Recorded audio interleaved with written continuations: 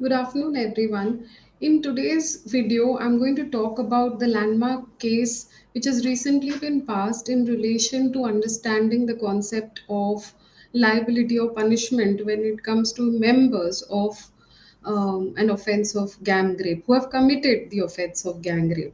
In my video yesterday, or if you've had a look at the PYQ series that I'm doing, and I have recently referred to the gang rape offense in my sexual offenses video yesterday.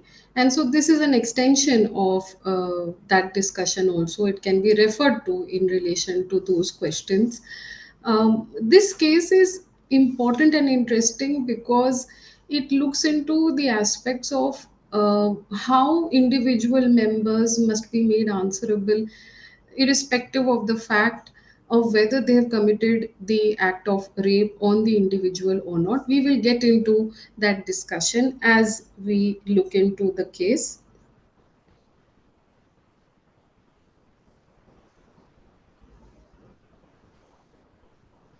So, the case of Raju versus State of MP is primarily in relation to the fact that there were two individuals who had abducted, they had stopped a female called R, let us name her as R, as referred to in the case, and taken her to a location, confined her there, and had committed the act of rape there.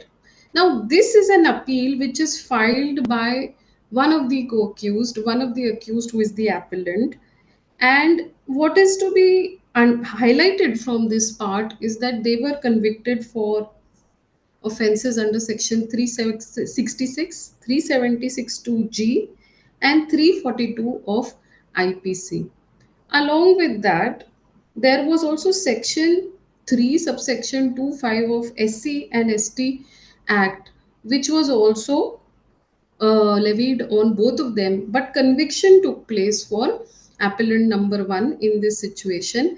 And another interesting aspect, which is important to remember, is that when it came to 376(2)(g of IPC, which is gang rape or punishment for committing gang rape, both were given different punishments. While the appellant was given imprisonment for life, the other co accused, whose name is Jalandhar, was given a lesser punishment. And also, he was not convicted under the section, as I mentioned, of SC/ST Act, which is section 3, subsection 2, 5. So, these were differences in the conviction and the quantum of punishment given between the two accused.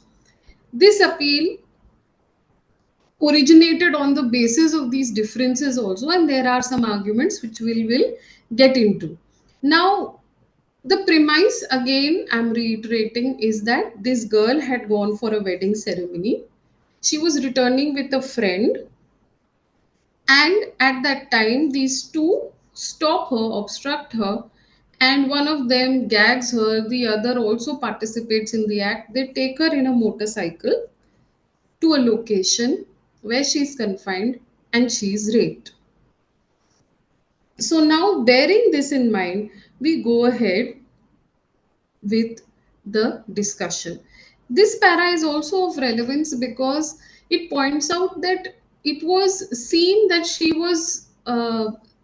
this girl was found at the house of LB. Now, who is LB?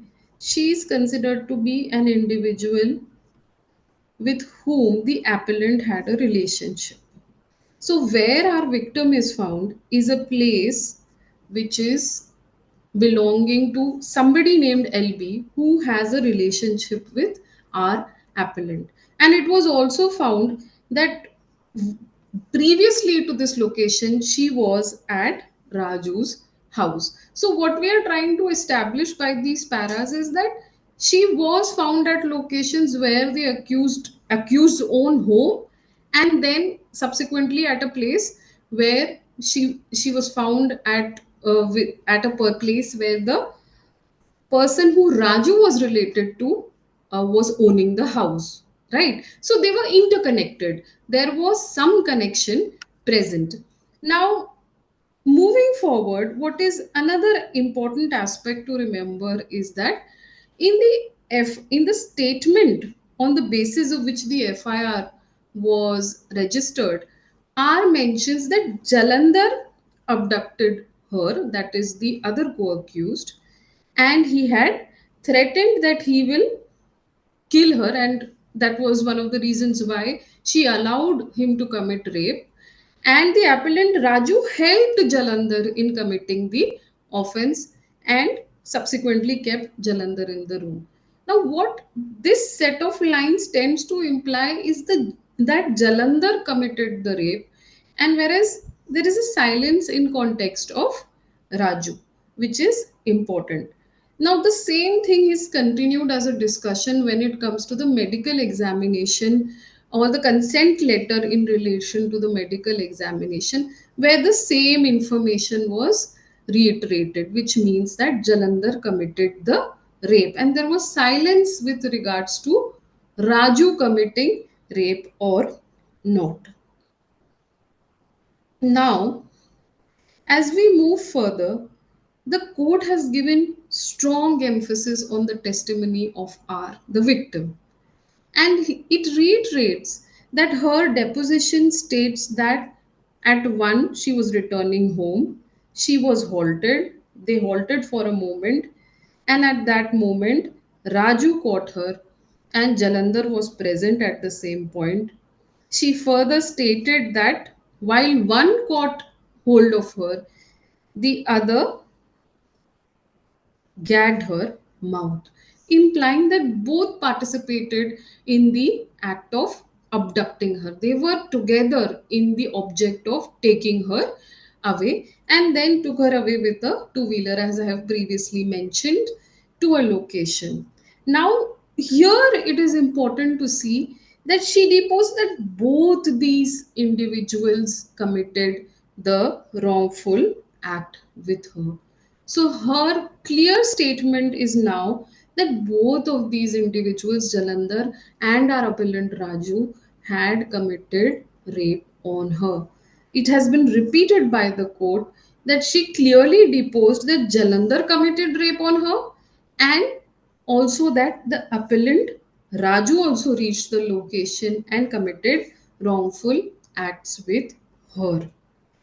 At this point of time, we see that the court feels that the charges under the different offenses mentioned for abduction, gang rape, for wrongful confinement are clearly made out, and it can be seen that the prosecutrix or the victim was not an accomplice to the act. She was not consenting. She was a victim to the incident. Now, at this point, the court has mentioned its stance on how testimony of this prosecutrix must be dealt with. It says that the court should be alive and conscious of the fact that it is dealing with the evidence of a person who is interested in the outcome. So, of course, this victim will be interested in the outcome of this case, and if despite of this aspect, if the court feels and is satisfied that the evidence is trustworthy, there is nothing that can stop the court from acting on the sole testimony of the prosecutrix. So the court has to take care and be conscious of the fact that there is an interest in the outcome of the prosecutrix, but if they still feel that her evidence is trustworthy, they can work on the basis of the same, and they have referred to multiple case law for the same. At this point, the court highlights the argument which has been put forth by the counsel of the appellant, and that is that there is a variation in narration. In the FIR, which was registered on 28th, and the complaint, there are contradictions, right? And the court says that this does not take away from the testimony of the prosecutrix, which clearly implicates the appellant as well as the other co-accused, which was Jalandhar, right? So the fact that in the FIR only rape of Jalandhar was clearly mentioned and the role of our appellant was only to help, and further the fact that the consent letter given by this prosecutrix and her father again only mentioned about rape of Jalandhar does not give any benefit to the appellant. So in short, our court is not finding any strength in the argument put forward by the counsel of the appellant, that it is not mentioned in the FIR that he has raped her, or that the consent letter is also silent on the same matter, and the court gives reasons for the same. The court says that in the aspect of abducting the girl, it is clearly spoken and there is no contradiction. Secondly, it also states that the father has lodged the missing complaint promptly in the morning, and on 28th, the prosecutrix is recovered from a place which is in relation to our appellant, right? And we see subsequently also that the prosecutrix has clearly, unwaveringly deposed that the commission of rape was by both of these individuals. Now, coming to the main aspect where the court explains to us what is gang rape under 376(2)(g. At this point, it is important to remember that this incident took place in 2004, and therefore reference is been made to these provisions.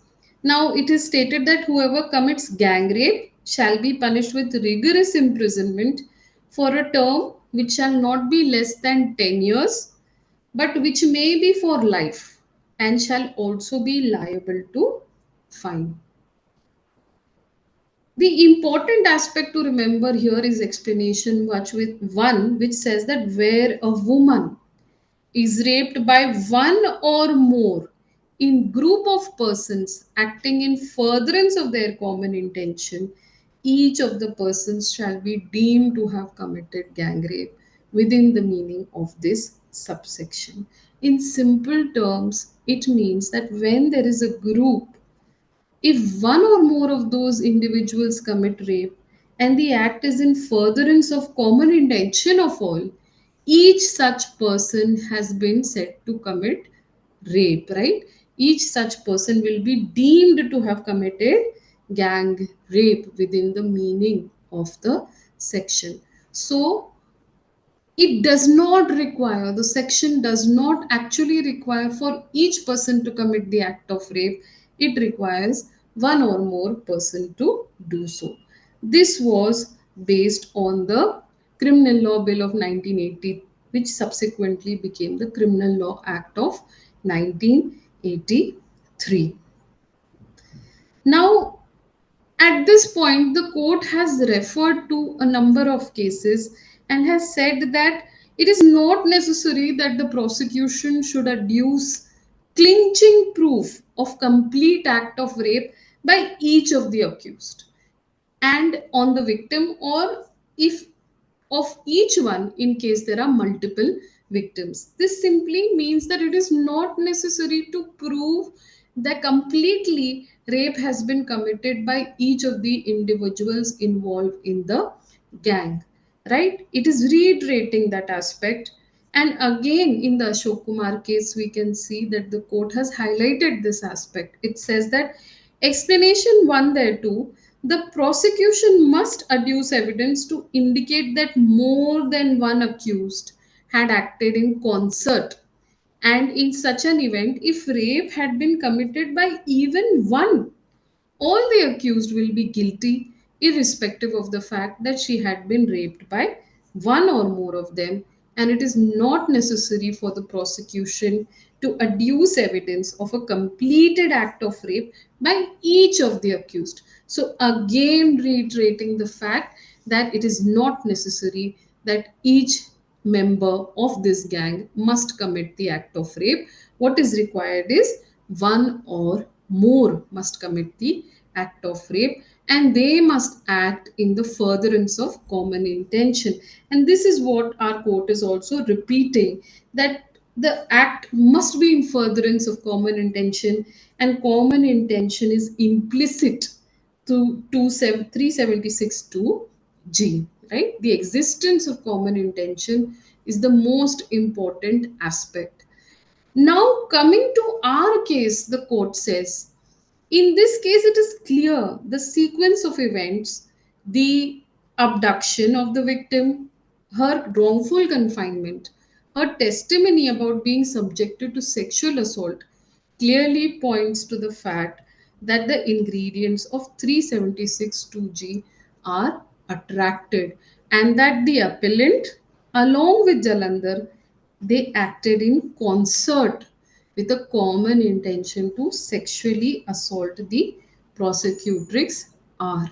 So the court is saying that by the sequence of these events, it is clear that the ingredients of 376(2)(g are fulfilled, and that they were acting together in common intention to commit sexual assault on the prosecutrix. The court, however, further highlights one more aspect. It says that even though the prosecutrix has clearly deposed that the appellant also subjected her to sexual assault, we have delved into this aspect only because the argument of the counsel of appellant, that in the FIR and in the consent form, the role of appellant as a participant in sexual assault of rape is not specifically mentioned. So the court is trying to establish that even if we take the argument that Raju has not committed the rape, the ingredients of gang rape require one person to commit rape, at least one or